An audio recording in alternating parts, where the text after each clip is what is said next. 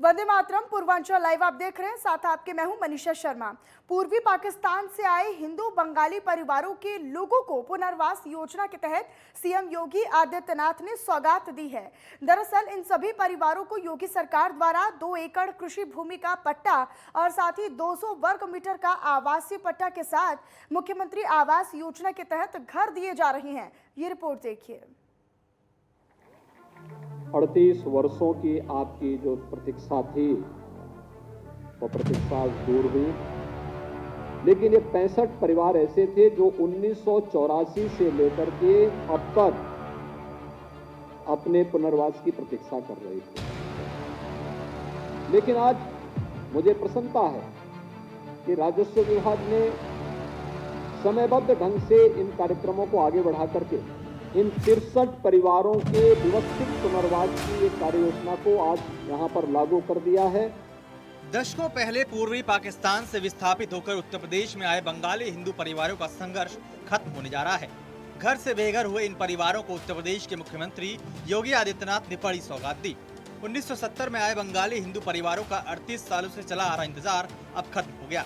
मुख्यमंत्री योगी आदित्यनाथ ने लखनऊ स्थित लोक भवन में आयोजित कार्यक्रम में इन परिवारों को घर और खेती के लिए जमीन के पट्टे दिए, ताकि अब इनका जीवन यापन देश के आम नागरिकों की तरह हो सके।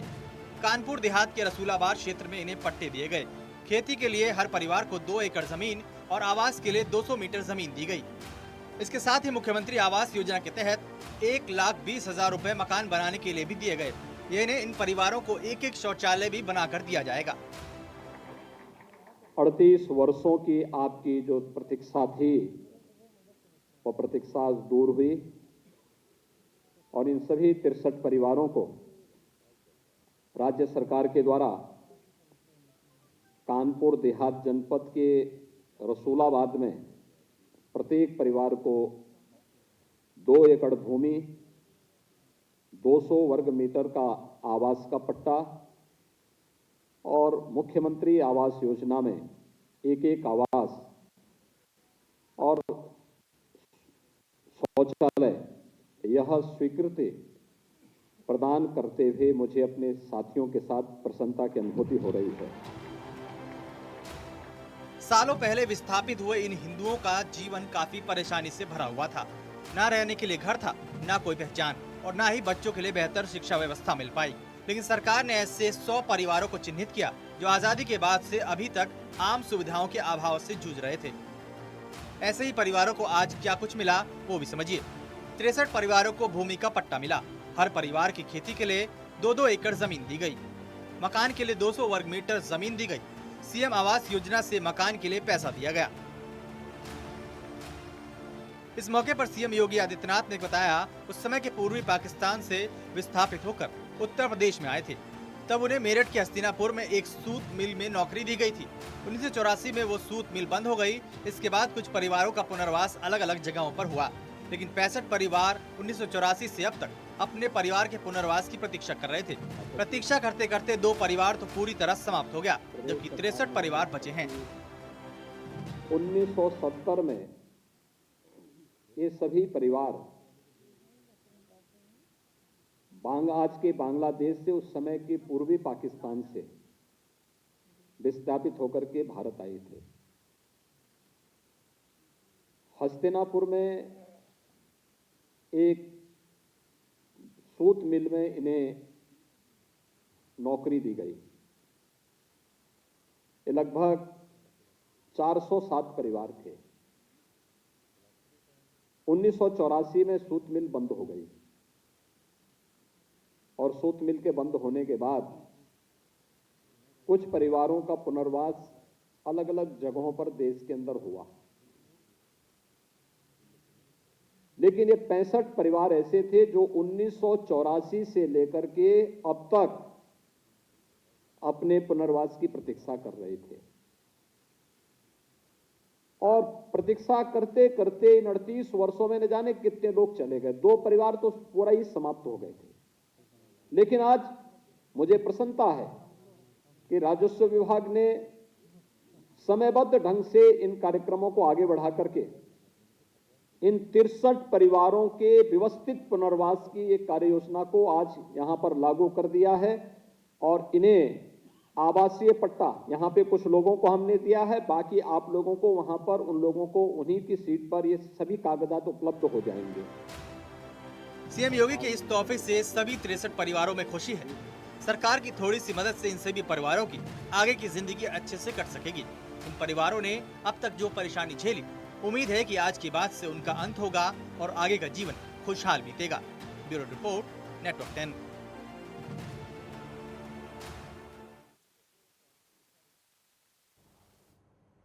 और इसी बीच आपको गुजरात के जामनगर का रुख करवाते हैं। प्रधानमंत्री नरेंद्र मोदी क्या कुछ कह रहे, सुनवाते हैं आपको। भारत का प्रस्ताव यूनाइटेड नेशंस ने स्वीकार किया है।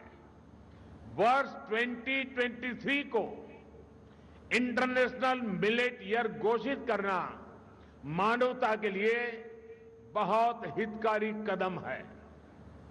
एक्सेलेंसीज, अभी कुछ समय पहले भारत में जो नेशनल न्यूट्रिशन मिशन शुरू हुआ है, उसमें भी हमारी प्राचीन और पारंपरिक विद्या को ध्यान में रखा गया है। कोविड-19 महामारी के दौरान भी हमने आयुष प्रणाली का व्यापक रूप से उपयोग किया। आयुष किया है। वर्ष 2023 को इंटरनेशनल मिलेट ईयर घोषित करना मानवता के लिए बहुत हितकारी कदम है। एक्सेलेंसीज, अभी कुछ समय पहले भारत में जो नेशनल न्यूट्रिशन मिशन शुरू हुआ है, उसमें भी हमारी प्राचीन और पारंपरिक विद्या को ध्यान में रखा गया है। कोविड-19 महामारी के दौरान भी हमने आयुष प्रणाली का व्यापक रूप से उपयोग किया। आयुष काढ़ा, इस नाम से आयुर्वेद आधारित काढ़ा खूब प्रचलित हुआ। आयुर्वेद, सिद्ध, यूनानी फॉर्मुलेशंस की ग्लोबली भी बहुत डिमांड देखने को मिल रही है। दुनिया के अनेक देश आज पैंडेमिक से बचाव के लिए ट्रेडिशनल हर्बल सिस्टम के उपयोग पर बल दे रहे हैं। साथियों, आयुर्वेद और इंटीग्रेटिव मेडिसिन के क्षेत्र में भारत के जो अनुभव है, उनको दुनिया के साथ साझा करना भारत अपना दायित्व समझता है। डायबिटीज, ओबेसिटी, डिप्रेशन जैसी अनेक बीमारियों से लड़ने में भारत की योग परंपरा दुनिया के बहुत काम आ रही है। अंतर्राष्ट्रीय योग दिवस के माध्यम से योग प्रचलित हो रहा है और दुनिया भर में लोगों को मानसिक तनाव कम करने में, मन, शरीर, चेतना में संतुलन कायम करने में योग मदद कर रहा है। योग के दायरे का विस्तार करने में भी ये नया संस्थान अहम भूमिका निभाए, ये बहुत आवश्यक है। एक्सेलेंसी, आज इस अवसर पर मैं इस ग्लोबल सेंटर के लिए 5 लक्ष्य भी रखना चाहता हूं। पहला लक्ष्य टेक्नोलॉजी का उपयोग करते हुए ट्रेडिशनल विद्याओं के संकलन का है, उनका डेटाबेस बनाने का है। अलग अलग देशों में ट्रेडिशनल मेडिसिन की अलग अलग परंपराएं रही हैं।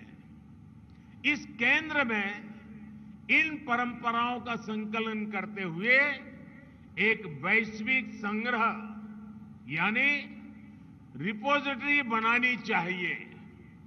ये केंद्र इन परंपराओं के जानकारों, मूल पद्धतियों के स्रोतों का अध्ययन करके भी उनका एक संकलन कर सकते हैं।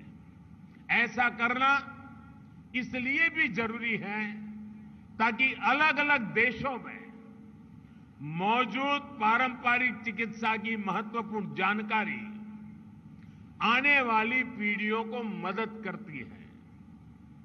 साथियों, जीसीटीएम को पारंपरिक औषधियों की टेस्टिंग और सर्टिफिकेशन के लिए इंटरनेशनल स्टैंडर्ड भी बनाने चाहिए। ये आपकी संस्था का दूसरा लक्ष्य हो सकता है। इससे हर देश में लोगों का भरोसा इन औषधियों पर और बढ़ेगा। हम देखते हैं कि भारत की कई पारंपरिक दवाइयां विदेशियों को भी बहुत प्रभावी लगती है, लेकिन वैश्विक स्टैंडर्ड न होने की वजह से उनका नियमित व्यापार सीमित रहता है। इसलिए उनकी उपलब्धता अभी कम रहती है।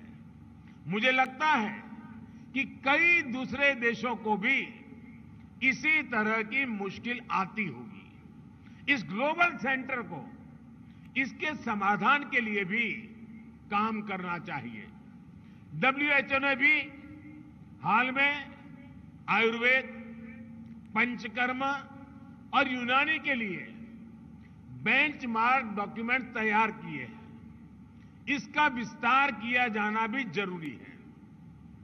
साथियों, जीसीटीएम एक ऐसा प्लेटफॉर्म बनना चाहिए जहां विश्व की पारंपरिक चिकित्सा पद्धतियों के एक्सपर्ट्स एक साथ आए, एक साथ जुटे, अपने अनुभव साझा करें। इन प्रयासों को ये ग्लोबल सेंटर अपना तीसरा लक्ष्य बना सकता है। क्या ये संस्थान एक सालाना समारोह कर सकता है? कोई एनुअल ट्रेडिशनल मेडिसिन फेस्टिवल कर सकता है, जिसमें दुनिया के ज्यादा से ज्यादा देशों के एक्सपर्ट्स चिंतन करें, अपनी पद्धतियों को साझा करें। साथियों, मैं समझता हूं इस सेंटर का चौथा लक्ष्य रिसर्च में निवेश से जुड़ा होना चाहिए। जीसीटीएम को ट्रेडिशनल मेडिसिन के क्षेत्र में रिसर्च के लिए फंडिंग को मोबिलाइज करना चाहिए। हम देखते हैं कि आधुनिक फार्मा कंपनियों के लिए रिसर्च क्षेत्र में अरबों खरबों डॉलर्स उपलब्ध रहते हैं।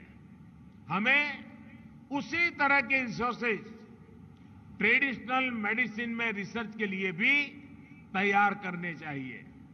पांचवा लक्ष्य ट्रीटमेंट प्रोटोकॉल से जुड़ा है। क्या जीसीटीएम कुछ स्पेसिफिक बीमारियों के लिए होलिस्टिक ट्रीटमेंट प्रोटोकॉल विकसित कर सकता है, जिसमें मरीज को मॉडर्न और ट्रेडिशनल मेडिसिन दोनों का फायदा मिले? अपने हेल्थ केयर सिस्टम में इन प्राचीन विद्यालयों के इफेक्टिव इंटीग्रेशन से बीमारियों से लड़ने में मदद मिल सकती है। साथियों, हम भारतीय वसुधैव कुटुंबकम और सर्वे संतु निरामय इस भावना से जीने वाले लोग हैं। तो गुजरात के 3 दिवसीय दौरे पर अब प्रधानमंत्री नरेंद्र मोदी पहुंचे हुए हैं और गुजरात के जामनगर में वो संबोधित कर रहे थे। इस दौरान वो आयुर्वेद, योग और इंटीग्रेटेड मेडिसिन के क्षेत्र में और क्या कुछ कार्य किए जा सकते हैं उनका जिक्र वो कर रहे थे। रुक रहे एक छोटे से ब्रेक के लिए, आप बने रहिएगा नेटवर्क 10 के साथ।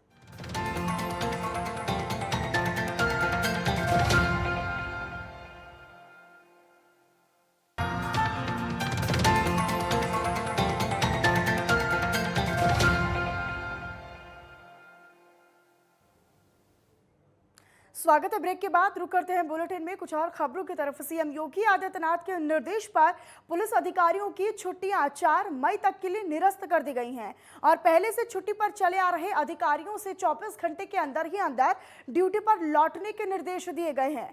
वहीं सीएम योगी आदित्यनाथ के निर्देश पर चीफ सेक्रेटरी ने इस संबंध में आदेश भी जारी कर दिए हैं। पेश एक रिपोर्ट।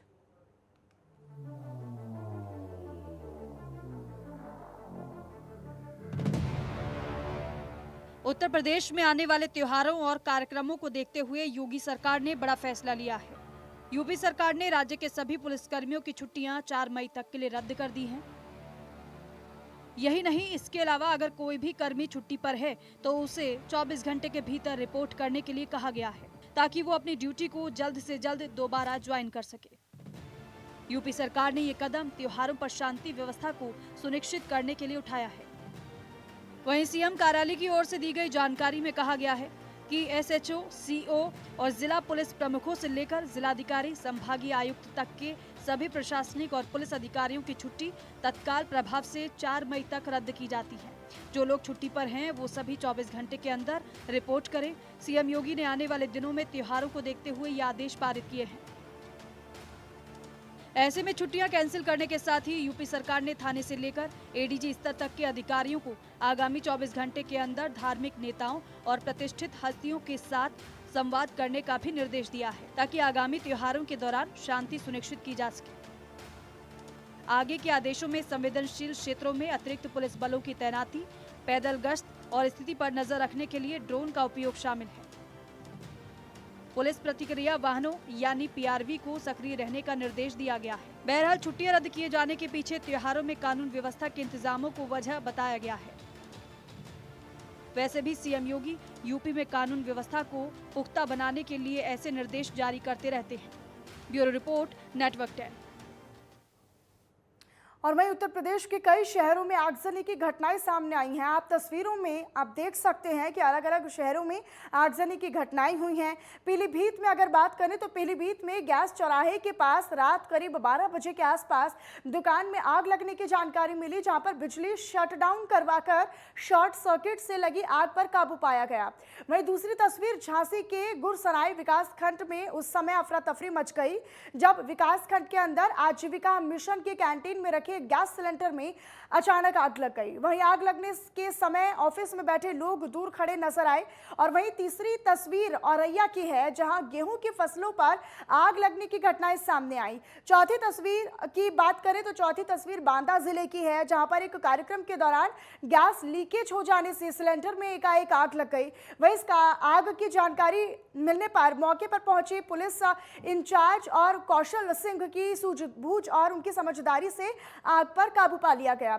हालांकि इस दौरान करतल चौकी इंचार्ज कौशल सिंह का हाथ झुलस गया। उन्हें इलाज के लिए प्राथमिक स्वास्थ्य केंद्र में भर्ती कराया गया है। तो ये 4 तस्वीरें पीलीभीत, औरैया, झांसी और बांदा की, जहां पर आगजनी की तस्वीरें आज सामने आई।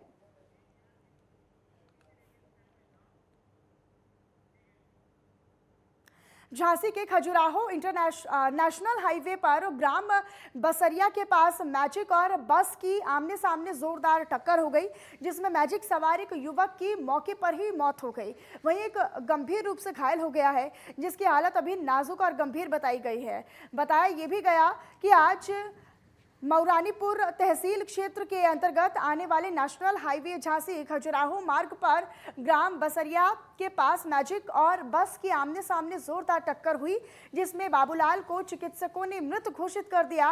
और वहीं प्राथमिक इलाज और उपचार के बाद सौरभ की हालत फिलहाल गंभीर होने पर चिकित्सकों ने उसे मेडिकल कॉलेज झांसी के लिए रेफर कर दिया है। वहीं पुलिस ने दोनों वाहनों को अपने कब्जे में लेकर आगे की कार्रवाई शुरू कर दी है। और वहीं गोंडा से अगली खबर आपको बताएं, जहां के करनालगंज के गौरवा खुर्द साई तकिया में 5 साल की बच्ची की हत्या से सनसनी फैल गई। वहीं फॉरेंसिक डॉग स्क्वाड टीम मौके पर पहुंची और पुलिस ने शव को पोस्टमार्टम के लिए भेजा है। वहीं बच्ची की मामी पर गला दबाकर हत्या करने का आरोप भी लग रहा है। फिलहाल पुलिस हर एंगल से इस पूरे मामले की तफ्तीश कर रही है।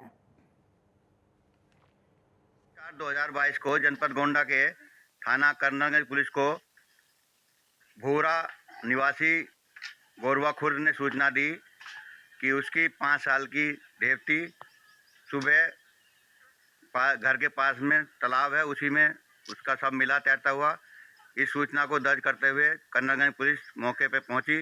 तथा मौके पर पहुंचकर पुलिस द्वारा मृतक बच्ची का पंचनामे की कार्रवाई करके सबको कब्जे में लेकर पोस्टमार्टम के लिए भेजा जा रहा है। मौके पर फॉरेंसिक टीम व डॉग स्क्वाड भी बुलाया गया है, जो अपनी जांच कर रहे हैं। जैसे अभी कार्रवाई होगी, विधिक कार्रवाई अमल में लाई जाएगी। और वहीं अंबेडकर नगर में कानून व्यवस्था बनाए रखने के लिए एसपी आलोक प्रियदर्शी ने जलालपुर कोतवाली का औचक निरीक्षण किया। वहीं उन्होंने महिला हेल्प डेस्क, जिले की एकमात्र महिला पुलिस चौकी समेत बैरक और उसके अलावा अभिलेखों का गहन पूर्वक निरीक्षण भी किया। निरीक्षण में साफ सफाई पर विशेष तौर पर ध्यान देने के निर्देश दिए। जी, आज मेरे द्वारा थाना जलालपुर का निरीक्षण किया गया। यहाँ पे सारे अधिकारी मौजूद हैं, हमारे जिलाधिकारी भी बाकी थाने का स्टाफ है। थाने की साफ सफाई और साफ सज्जा पर ध्यान दिया गया है और ये संतोषजनक है। रायबरेली से अगली खबर आपको बताएं, जहां पर पुलिस ने दिनेश रस्तोगी नाम के शातिर चेन स्नैचर को गिरफ्तार कर लिया है। दरअसल दिनेश रस्तोगी लखनऊ के सादतगंज थाना क्षेत्र के बिहारीपुर का रहने वाला बताया जा रहा है और लखनऊ में बाइक से ये कई चेन स्नैचिंग की वारदातों को अंजाम दे चुका है। 12 अप्रैल को थाना मिल एरिया क्षेत्र में रतापुर के पास सवेरे एक मॉर्निंग वॉक पे एक महिला जा रही थी, उनके साथ एक चेन स्नैचिंग की घटना हुई थी।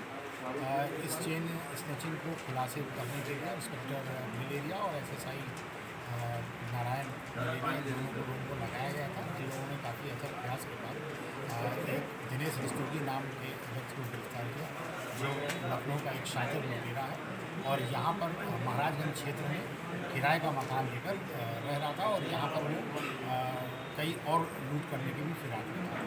इसके बारे में मैं बता दूं, ये मूल रूप से लखनऊ का रहने वाला है और वहाँ पर इस पर कई मुकदमे भी दर्ज हैं। गैंगस्टर एक्ट का भी मुकदमा इसके ऊपर लगा हुआ है।